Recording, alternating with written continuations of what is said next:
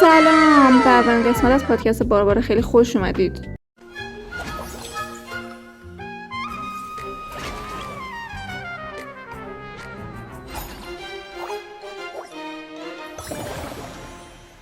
بچه واقعا استرس دارم، حالت عجیبیه. قبلش 5 دقیقه صحبت کردم تا یه یخم آب شد. واقعا من واقعا برونگرایم، ولی الان اینجوری هم که مثلا ولشون جمع کن بریم درسمون رو بخون.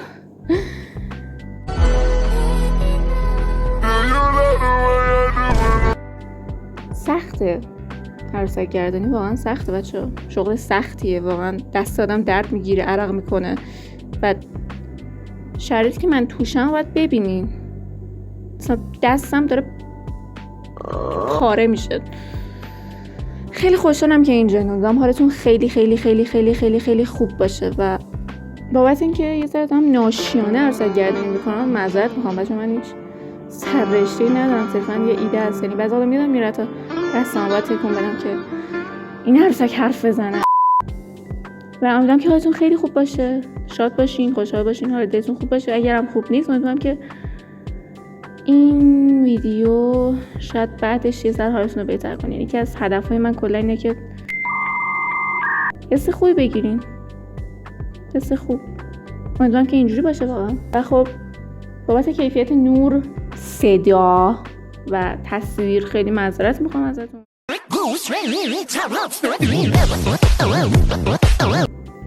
اگر خب دوست داشته باشید این کارو، این سبکو، اگه دوست داشتید واقعا این پادکست و این سبکو، خب من قطعا نور بهتر میخرم و کیفیت رو بهتر میکنم، دوربین میخرم، میتونم استودیو اجاره کنم بچه‌ها، یا حتی این دمیه خیلی دور دسته ها، ولی خب مثلا شما اگه دوست داشته باشیم ما میتونیم مهمون داشته باشیم بچه. من به فکر خیلی به دور دست فکر میکنم، واقعا خیلی فضایی فکر میکنم.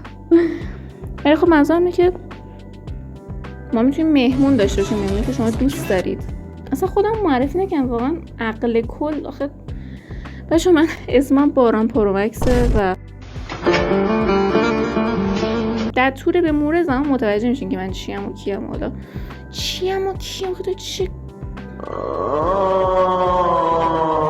باران پرومکسم.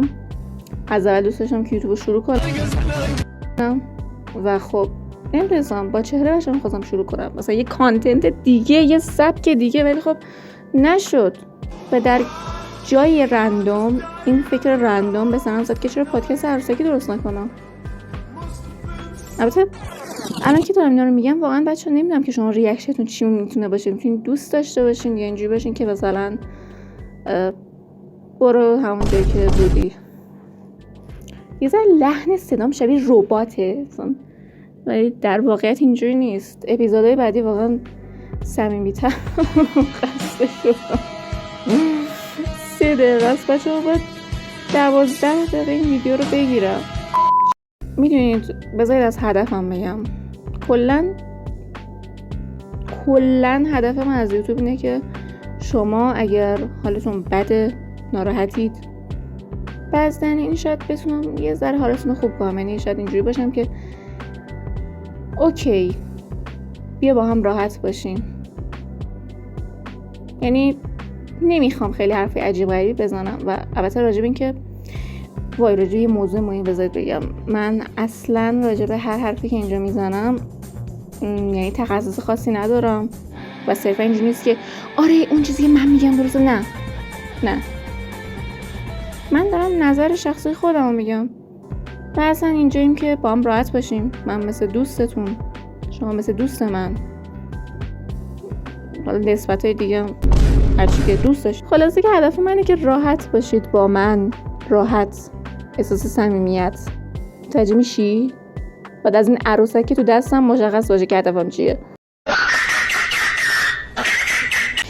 یه ایده برای پادکست به سرم زده بود، چرا کسی موقع سبزی پاک کردن پادکست درست نمیکنه؟ اگه کسی واقعا اجرا کرد من حق و زحمه میگن، چی میگن اونو میخوام، چون زحمت کشیدم بابت این فکر سلول خاکستری مغزم استفاده کردم. هر کی استفاده کرد اینو باید پولش رو به من بده. واقعا ایده خوبی نیست. اگه من با چرا میتونستم فعال کنم حتما شاید اینو توی هدفم میذاشتم واقعا.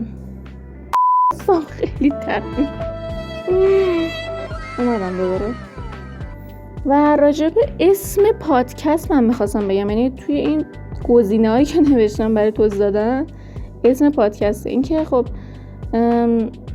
من اسمم بارانه دیگه، خب طبیعتا یه اسمی باید انتخاب میکنم که مثلا برای پادکست بخوره. البته یه اسم دیگه هم به ذهنم زد ولی مثلا این باربارا بهتره، یعنی باربارا صرفا معنی خاصی برام نداره چون نزدیک به اسم خودم باران اینا، همین رو انتخاب کردم. و خب این قسمت صرفا جای معرفی داره، فکر می‌کنید خیلی پرت داره پیش میره، صرفا دارم معرفی می‌کنم خودم، یعنی به جای یک موضوع بچه اگه من بخوام 30 دقیقه تو این حالت توضیح بدم که خون به مغزم نمیرسه، مغزم درد گرفت، دست و بالم.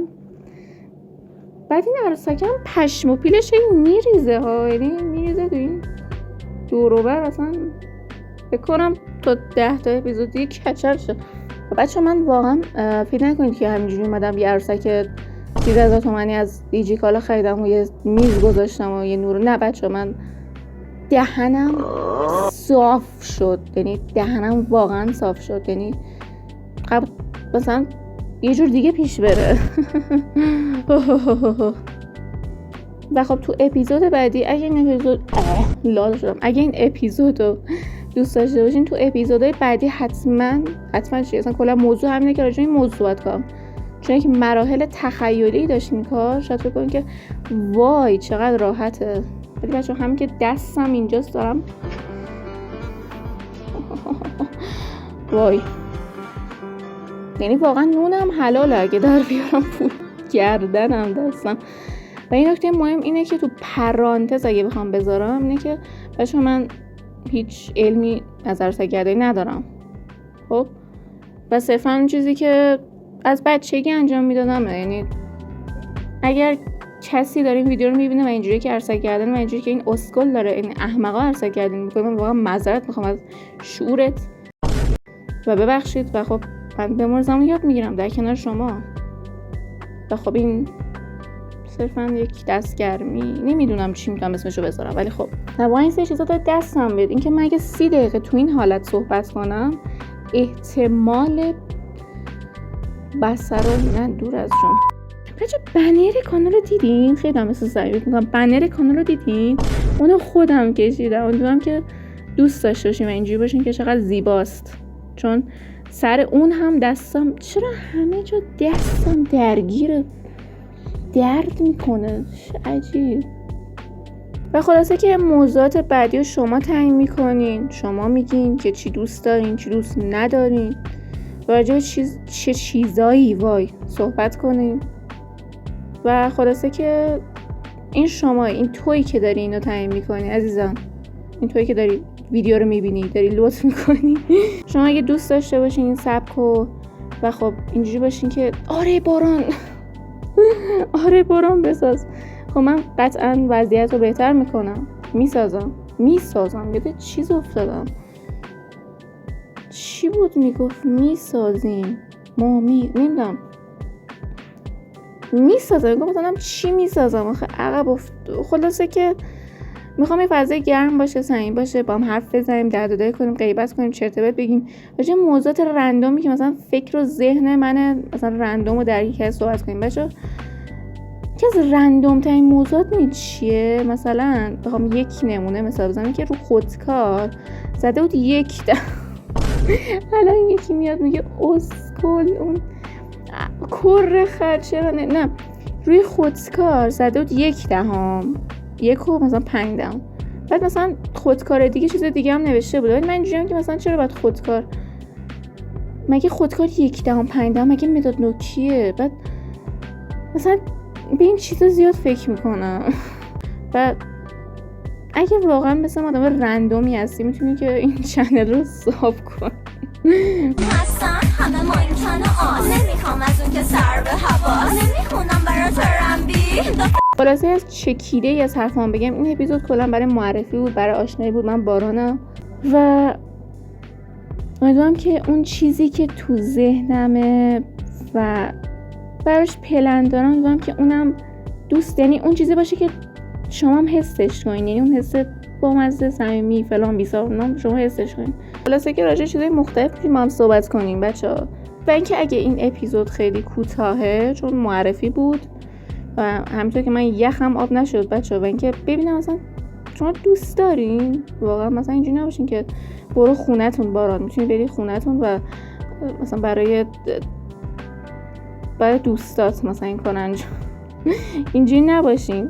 یعنی اگه اینجوری باشین من واقعا باید جمع کنم برم، میدونین. و به خاطر همین مثلا این شده 15 دقیقه 17 دقیقه دقیق نمیدونم اما توی ادیت معلوم میشه. ولی منظورم که اگه میبینید کوتاهه و خب طبیعت پادکست اینجوری نیست که وای طبیعت پادکست اینجوری نیست که تو لوکشت زبون بگیری مثل عقب افتاده صحبت کنی باران جون. ببخشید یه دفعه تبدیل میشم. و داشتم چی میگفتم اصلا؟ واقعا برای آدم پرحرفی مثل من پادکست خیلی خوبه.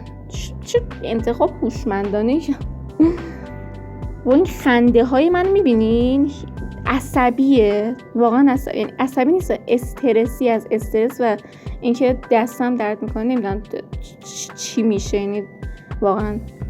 و خلاصه که همین یه صحبت صمیمانه بود و اینکه دستتو بگیرم بیارم دنیای خودم ببینی که تو ذهن مریض من چی میگذاره. هنوز آشنا نشدی ولی خب. و خلاصه که خیلی دوست دارم، خیلی زیاد، بی نهایت. مراقب خودت باش عزیزم. چقدر رمانتیک شد. و امیدوارم که اگه حالت بد بوده باشه، شاید مثلا ویدیوی من امیدوارم که حالت یه ذره عوض کرده باشه، یه ذره بهتر کرده باشه. من خب دوست داشتم روز تنگ کنم ولی چون میخوره به دانشگاه و اینا روزاش یه ذره فرق میکنه باشه، ولی خب سعی میکنم که یک روز، یعنی دوست دارم 2 روز در هفته باشه اگه من بتونم واقعا. و سر ادیتش مثل الان که دستم ادیتش هم جون نشم 2 روز در هفته این رو خواهیم داشت. البته همه اینو بستگی داره که اپیزود اول چجوری دیده شه ها. یعنی که اپیزود اول تبدیل به مثلا کتف مخاطب باشه خب قطعا این اتفاق میرم کانتنت های دیگه رو نه کلا میذارم کنار. بکنم کلا بذارم کنار. اگه بچه چی، اگه مثلا دوست نداشته باشه نه ولشون، بیا به چیزای مثبت بکن. تا اپیزود بعدی پرومکس بمون. خدافظ. میاو ناز نکن و بیا.